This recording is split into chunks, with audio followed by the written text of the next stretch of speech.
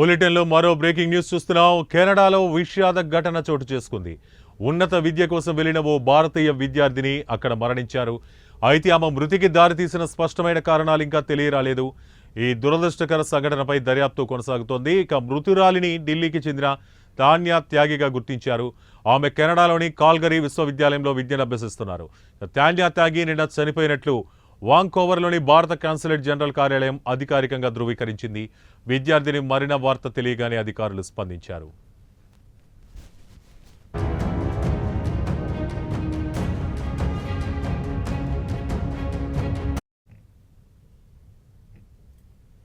ఈ ఘటన పట్ల కాన్సులేట్ అధికారులు తీవ్ర విచారం వ్యక్తం చేశారు.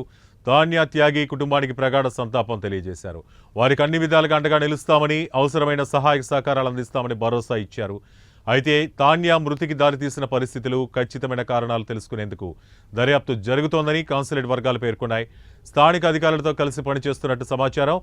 పూర్తి వివరాలు దర్యాప్తు అనంతరం వెల్లడయ్యే అవకాశాలున్నాయి.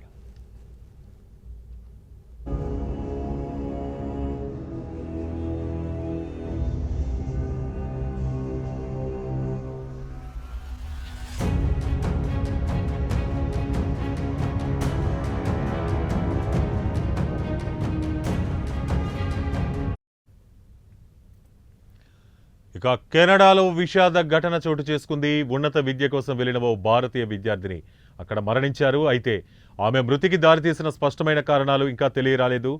ఈ దురదృష్టకర సంఘటనపై దర్యాప్తు కొనసాగుతోంది.